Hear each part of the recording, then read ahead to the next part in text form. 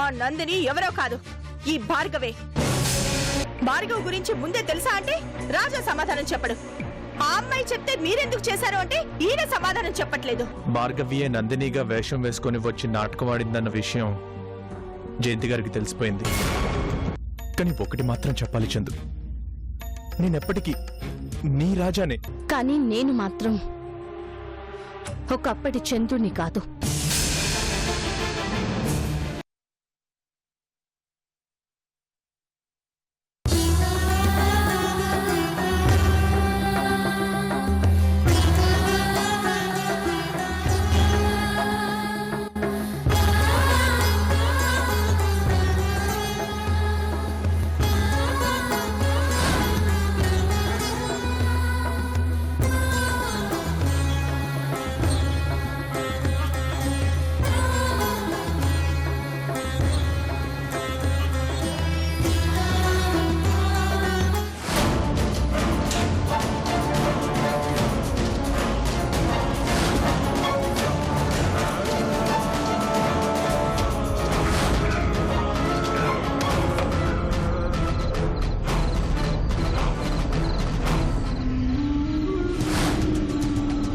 ఊహ తెలిసినప్పటి నుంచి ఈ రోజు వరకు నాకు చేతనేనంతలో అందరికీ ఏదో ఒక సహాయం చేసేనే కానీ ఎవరికీ అన్యాయం చేయలేదు స్వామి. ఎక్కడో మొదలైన నా జీవితం అంచెలంచెలుగా ఎదుగుతూ ఈ స్థాయికి తీసుకొచ్చింది నువ్వే. ఈరోజు ఇంత పెద్ద సమస్యలోకి నెట్టేసింది నువ్వేనయ్యా. సంపాదన వేటలో పడి కన్న కూతురికి సరైన వయసులో పెళ్లి చెయ్యాలన్న ఆలోచనే మర్చిపోయాను. ఆలస్యమైన మంచి అల్లుడు దొరికాడు, తన జీవితం ఒక గాడిన పడింది అనుకుంటే పెద్ద సమస్య తెచ్చిపెట్టావు. ఇప్పుడు నేనేం చేయాలయ్యా? అందరూ అడుగుతున్నారు, ఎందుకు చేశావు ఈ పనిని? ఎందుకు చేశానో నీకు తెలుసు. భార్గవి మాటలు ఎందుకు వినాల్సి వచ్చిందో, నా కూతురికి ఎందుకు అన్యాయం చేయాల్సి వచ్చిందో చెప్పనా? ఇది తెలిసిన మరుక్షణం నా కూతురు కాపురం ఏమైపోతుంది? బాధ్యతలన్నీ తప్పించుకొని హాయిగా కృష్ణ రామ అనుకోవాల్సిన వయసులో భరించలేనంత కష్టం తెచ్చిపెట్టావు. నా అల్లుడే నన్ను ఎందుకిలా చేశారు అంటుంటే ఏం చెప్పాలి? నేను మౌనంగా ఉన్నదే అతని కోసం, కానీ అతనే నన్ను తప్పుపడుతున్నాడే. నా చేతుల్లో ఎత్తుకు పెంచిన నా కూతురే ఎందుకు ఇలా చేస్తున్నారు నాన్న? అసలు నేను నీ కూతుర్నేనా అంటుంటే గుండెలు అవిసిపోతున్నాయి స్వామి. ఇంతవరకు ఓటమంటే ఎరుగని నాకు జీవితంలో మొదటిసారి ఓటమిని రుచి చూపించావు. అయిన వాళ్ళందరినీ దూరం చేస్తున్నావు. భరించడం చాలా కష్టంగా ఉందయ్యా. ఈ వయస్సులో ఇంత బాధను భరించలేకపోతున్నాను. ఈ సమస్యకు పరిష్కారం అయినా చూపించు, లేదా ఈ సమస్యలకు నన్ను దూరంగా అయినా తీసుకుపో స్వామి, తీసుకుపో.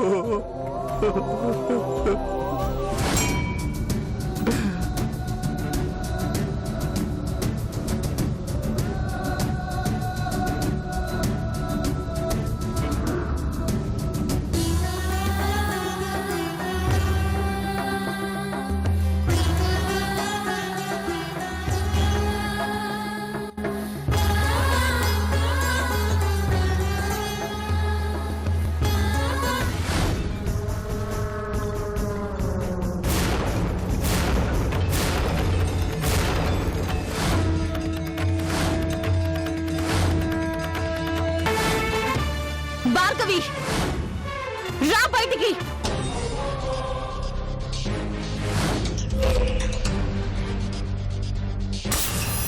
బాగుంది.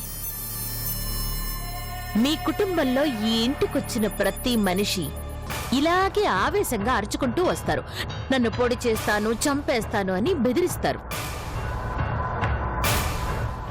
కానీ చివరికి ఏం చేయాలో చేతకాక చేతులు కట్టుకొని నేను చెప్పింది వింటూ తోక ముడుచుకొని వెళుతారు.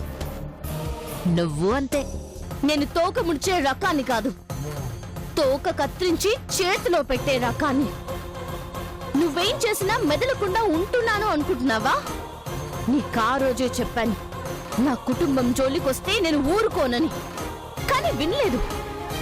ఆ రోజు మా డాడీని ఏడిపించావు, ఈ రోజు నా భర్త దాకా వచ్చావు. చూస్తూ ఊరుకోను. ఏం చేస్తావు? నీ భర్తని నాకు అప్పగించేస్తావా? నీకు సిగ్గు లేదు. ఆడపుట్టుక పుట్టలేదు, నా మొగుడుతో ఏం పని నీకు? పని కట్టుకుని నందినిగా నటించి ఆయన చుట్టూ తిరిగాం.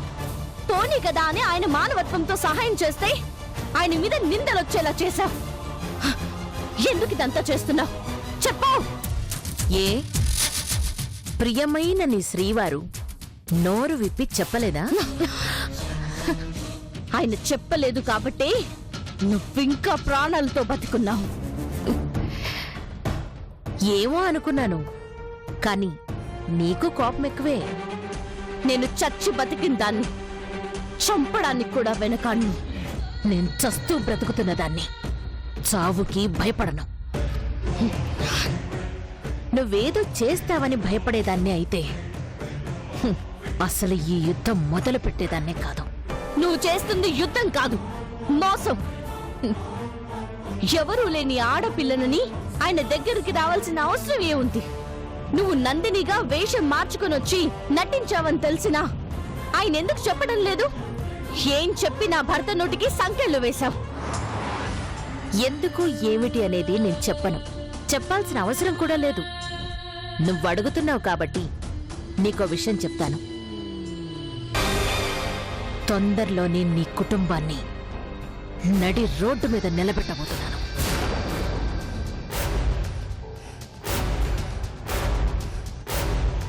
మీ నాన్నని ఆ నరేంద్ర కంపెనీ నుంచి తరమడంతో మొదలైన ఈ ఆట నీ తండ్రిని నడి రోడ్డు మీద భిక్షగాడిలా నిలబెట్టేంత వరకు ఆడుతూనే ఉంటాను. అది నీ తరం కాదు. మా డాడీ గురించి నీకు తెలీదు. ఆయన ఎంత మంచి మనిషో, పంతం పడితే అంత మొండి మనిషి. నీ వేషాల గురించి ఆయనకి తెలిస్తే నువ్వు నడి రోడ్డు మీద నిలబెట్టడం కాదు, నిన్ను లాక్కొచ్చి రోడ్డు మీద పడేస్తారు. నా భర్త తలుచుకుంటే నీకు నిలువ నీడ లేకుండా చేస్తారు.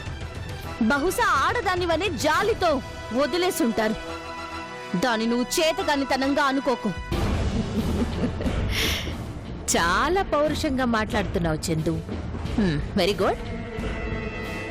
ఆత్మస్థైర్యం చాలా ఉంది, కానీ మితిమీరిన ఆత్మవిశ్వాసం అంత మంచిది కాదు. అండ్ నీ భర్త అయినా, నీ తాత అయినా, నీ తండ్రి అయినా నా మీద జాలిపడి వదిలిపెట్టడం కాదు, నన్ను ఏం చెయ్యాలో చేత కాక వదిలిపెడుతున్నారు. మీ తాతకి ఓటమే తెలీదన్నారు, ఓటమి రుచి చూపించాను. నీ భర్తకి తిరుగులేదు అన్నావు, నోరు మూయించాను.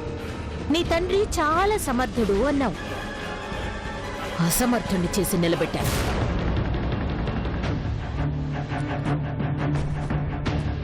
నీ తండ్రికి సాయం చెయ్యడానికి ఎవ్వరికి ఆస్తి లేకుండా చెయ్యకపోతే నా పేరు భార్గవియే కాదు. ఎందుకు మా డాడీ మీద నీకు అంత కక్ష? అది నీకు చెప్పాల్సిన అవసరం నాకు లేదు. నువ్వేం చెప్పకపోయినా నాకేం నష్టం లేదు, కానీ నేను చెప్పేది కూడా విను. నాకు చావు ముంచుకొని వచ్చినప్పుడు నా భర్తని నాకంటే బాగా చూసుకునే మనిషి చేతిలో పెట్టేంత వరకు చావకూడదని మొండిగా బతికాను. ఆయనంటే నాకు అంత ప్రాణం. అలాంటి నా భర్తతో నువ్వు గేమ్ ఆడుతున్నావు. నందినిగా నటించి లేనిపోని నిందలు వేసి ఆయన్ని వశపరుచుకుందామని చూస్తున్నావేమో. ఆయన జోలికొస్తే అడ్డంగా నరుకుతా. నీలాంటి వాళ్ళు 100 మంది వచ్చినా ఆయన చెల్లించరు. ఆయన నా భర్త, నాకే సొంతం. తన వైపు కన్నెత్తి చూసినా నేనూరుకోను. జాగ్రత్త.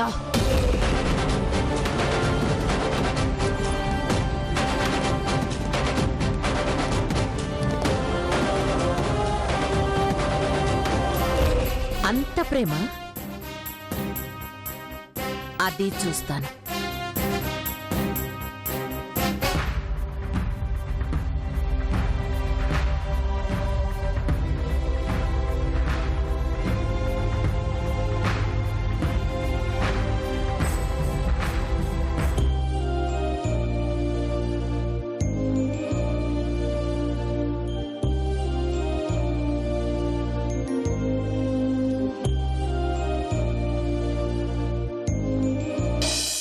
రా రాజా, బావున్నావా? రా కూర్చో. రా రాజా, కూర్చో.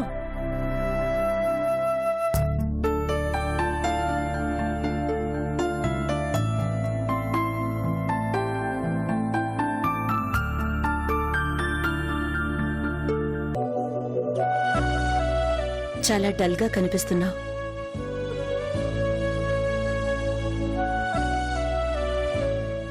మనిషి ఉత్సాహంగా ఎప్పుడుంటాడో తెలుసా? మనసు ప్రశాంతంగా ఉన్నప్పుడు. మనసుకి ప్రశాంతత ఎప్పుడు దొరుకుతుందో తెలుసా? మనసులో ఏమీ దాచుకోకుండా పక్క వాళ్లతో పంచుకున్నప్పుడు.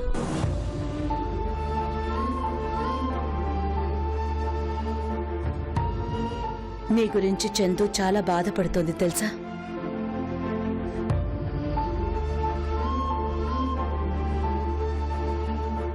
కేవలం చందు మాత్రమే కాదు, మీ మామయ్య, జయంతి అందరూ బాధపడుతున్నారు. కారణం ఏంటో నీకు తెలుసు అనుకుంటున్నాను. తెలుసా ఆంటీ? మరి తెలిసి కూడా ఎందుకు సైలెంట్గా ఉంటున్నావు? మౌనం ఎన్నో సమస్యలకి పరిష్కారం అవుతుంది, కానీ కొన్ని సమస్యలకి కారణం కూడా అవుతుంది రాజా.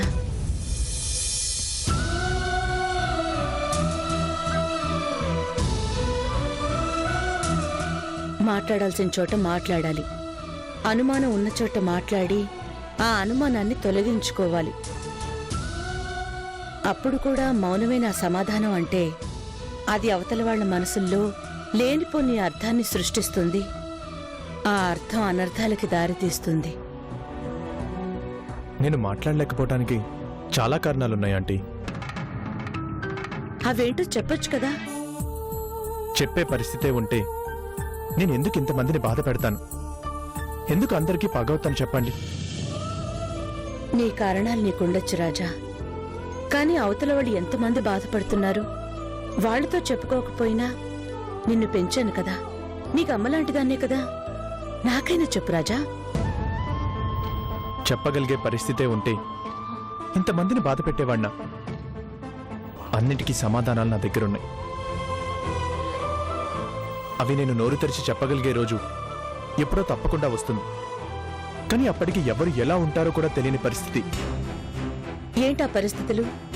నీ సొంత వాళ్లకు నువ్వు దూరం అయ్యే పరిస్థితుల కంటే మించినవావి? అటు చూస్తే రాజశేఖర్ గారు అలా చేశారు, ఇటు చూస్తే నువ్విలా చేస్తున్నావు. ఇద్దరూ నోరు విప్పడం లేదని అందరూ బాధపడుతున్నారు. చివరికి వీటి పర్యవసానం ఎలా ఉంటుందో ఎవరైనా అర్థం చేసుకుంటున్నారా? నాకు తెలుసా ఆంటీ? తెలిసి కూడా మెదలకుండా ఉండడం చాలా తప్పు రాజా. చందు వచ్చి నా భర్తకి నేను అస్సలు ఇష్టం లేదు అని ఏడుస్తోంది. నీ మీద అనుమానంతో అనడం లేదు రాజా, నీ మీద ప్రేమతో ఏడుస్తోంది.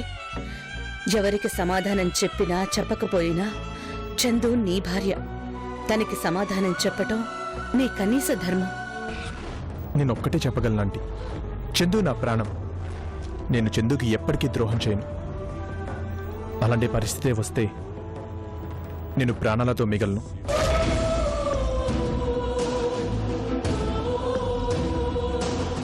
నా మీద అందరికీ ప్రేమ ఉంది. ఆ ప్రేమని నమ్మకంగా మార్చండి. నా మౌనం మన కోసమని గుర్తిస్తే నాకంతే చాలు.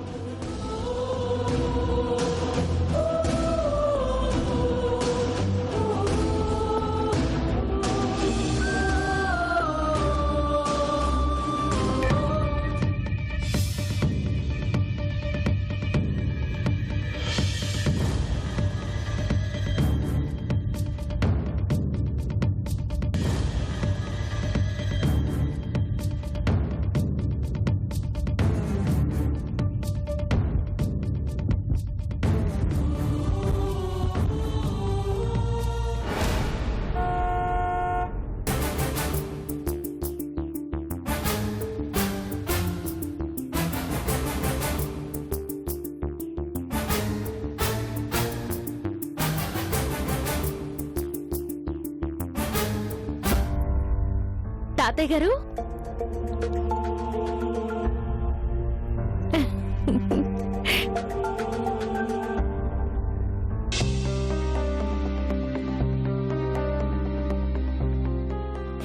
రండి తాతయ్య గారు రండి.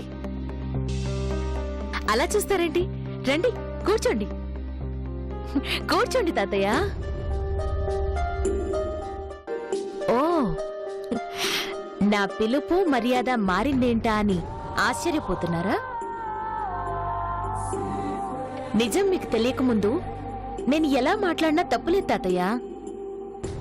కానీ నేను ఎవరో తెలిసాక వరుసతో పిలవాలి కదా. మీకు మీ మనవరాలు చందు ఎంతో, నేను అంతే కదా తాతయ్య. ఇంతకు ఎందుకు రమ్మన్నావో చెప్పలేదు. మీరలా డల్ గా ఉంటే నాకు నచ్చట్లేదు తాతయ్య. ఎనర్జీ కోసం ఏం తీసుకుంటారో చెప్పండి. ఇవ్వటానికి వచ్చినవాడు ఏం తీసుకుంటాడమ్మా?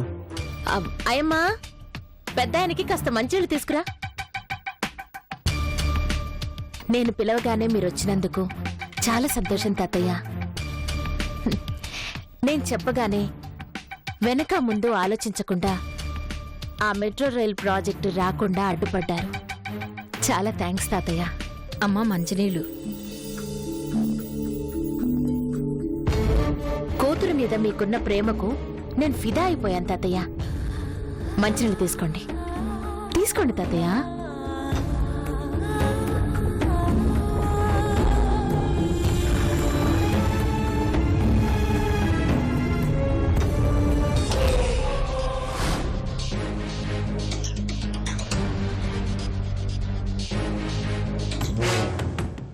మంచినీళ్ళు ఎందుకిచ్చానో తెలుసా?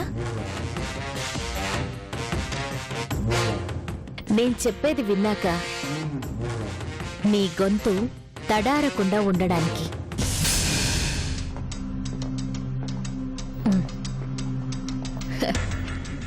నిన్నటిదాకా మా నాన్న కృష్ణప్రసాద్ అని లోకానికి తెలియజేసి ఆయన్ని సర్వనాశనం చెయ్యాలి అనే ఆలోచనలో ఉన్నాను. కానీ మీలాంటి తండ్రిని చూశాక నా తండ్రి విషయంలో కొంచెం జాలి చూపించాలి అనుకుంటున్నాను. ఇది కేవలం మీ మీదున్న అభిమానమే తాతయ్య. అందుకే ఓ డీల్కొచ్చాను. మీరు ఓకే అంటే నేను నా దారిన వెళ్ళిపోతాను. ఏమంటారు? నువ్వు నిజంగా అలా చేస్తానంటే నన్నేం చేయమంటే అది చేస్తాను. నాకు తెలుసు తాతయ్య, మీకు మీ కూతురు మీద ఎంత ప్రేముందో. నేను కూడా కేవలం మీ కూతురు గురించే ఈ డీల్కి ఒప్పుకుంటున్నాను. సరే, ఏం చేయాలో చెప్పు.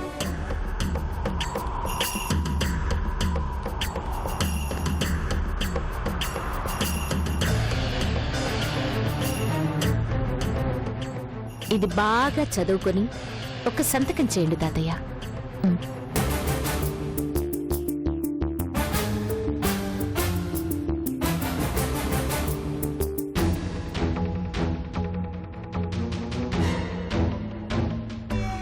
ఇందులో బలవంతం ఏం లే తాతయ్య. ఆ మాటే అందులో కూడా మెన్షన్ చేశాను.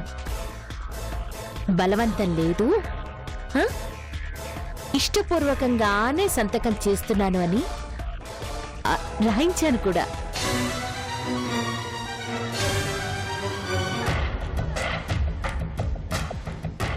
ఇంకా మళ్ళీ మీ జోలికి రాను తాతయ్య. నా దాన్ని నేను వెళ్ళిపోతాను. ఇది కేవలం మీ కూతురి మొహం చూసి ఇస్తున్న అవకాశం.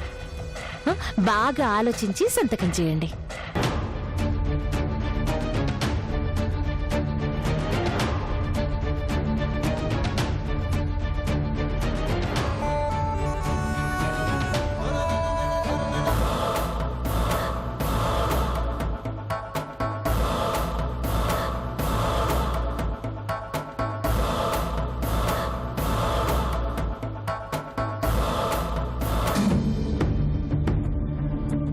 ఇది మీకిష్టం అయితేనే. నిజంగా మాట మీద నిలబడతావా? మీకు నమ్మకం ఉంటేనే.